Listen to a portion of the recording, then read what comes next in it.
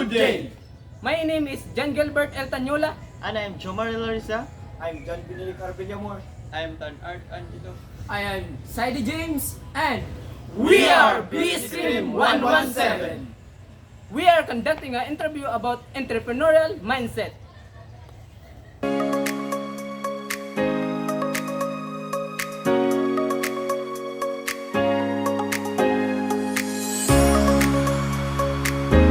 Ano ang ipaglilingkod ko sa inyo?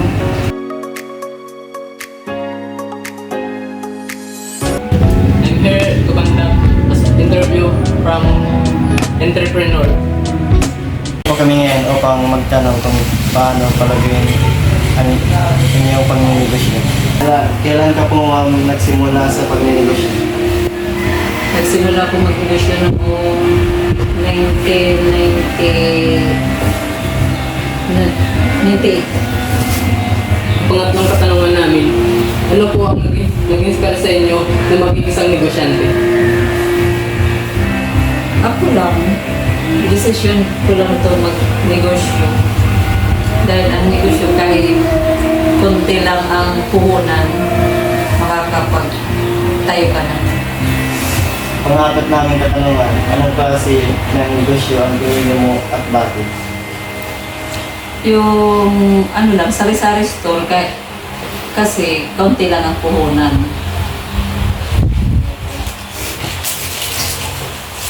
Panglimang katanungan, paano mo pinatatakbo ang iyong negosyo? Pinapatakbo ko ang aking negosyo sa pamagitan ng sipag at tiyaga.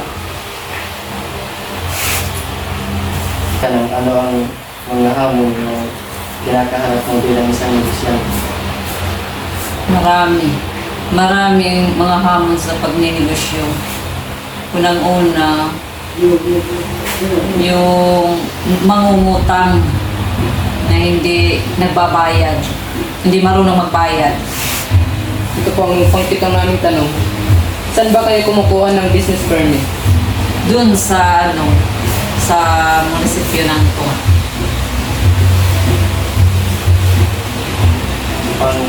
Sino ang kasama mo sa pagninegosyo? Siyempre, asawa ko, mga anak. Ito po naman ang pangsampo kong tanong. Anong klase ng produkto ang iyong binibenta? Sari-sari lang, mga sabon, gatas, noodles, yun. Paano naging isang namin tanong? Paano mo inaharap at inalampasan ang mga hamon sa inyong pagninegosyo?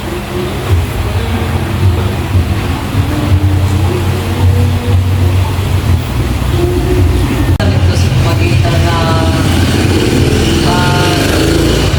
pananalangin sa Panginoon. Pang-12 tanong. Anong katangian ng isang mabuting negosyante? Siyempre, marunong magkisama sa mga namimili.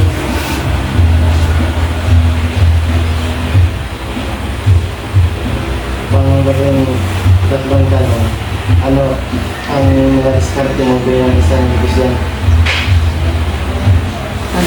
Ang diskarte ko bilang isang negosyante,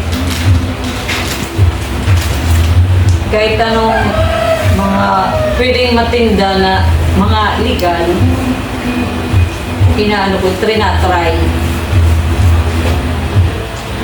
Ito naman ang pang-apat na tanong. Paano mo hinahandle ang mga pagkakamali o pagkukulang ng isang negosyante?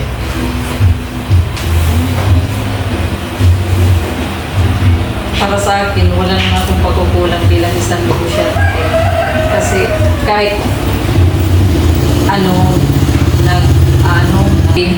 kahit nagpapabukas, binubuksan naman. Sa 15 naming tanong, ano ang mga plano mo upang mapalawak ng iyong negosyo sa mga Para sa akin, pinapalawa ko pa ang aking pagnegosyo. Gusto ko pa magtayo ng iba't iba pang negosyo. Ito po ang ating labing-anim na tanong. Paano mo tinutugunan ng mga pangangailangan at gustuhan ng inyong mga customer? Para sa akin, tinutugunan ko yung mga customer ko kung ano ang mga kailangan nila o pangangailangan na bilhin. Yun ang tinitinda ko. Para sa labing ulo namin tanong, paano mo hinaharap ang stress at pressure bilang isang musician? Ang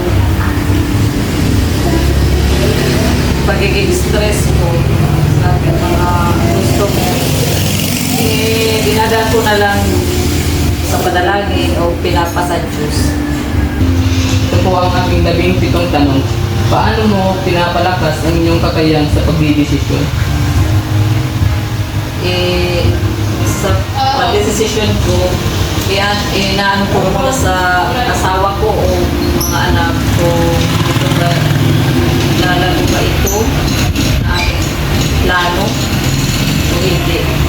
Pag sinabi nilang, sige, ano mo, try natin, o sige. Para sa labing siyam naming tanong, ano ang iyong pangarap bilang isang negosyante? Ang pangarap ko bilang isang negosyante, gusto ko ba magtayo ng iba pa negosyo para sa aking mga anak.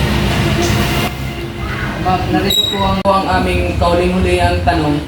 Ano ang mga payo mo sa mga nagnanais magsimula ng kanilang sariling negosyo? Para sa mga nais magnegosyo, huwag silang matakot umpisa. Kailangan lang nila yung maging matatag at sipag at tiyaga. Yun lang. Maraming salamat po sa kaunting oras na ibinigay nyo upang makapanayam po kayo.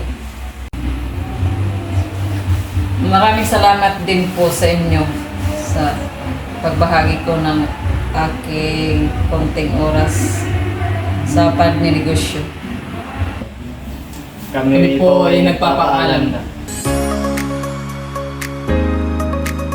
Thank you for watching. Bye!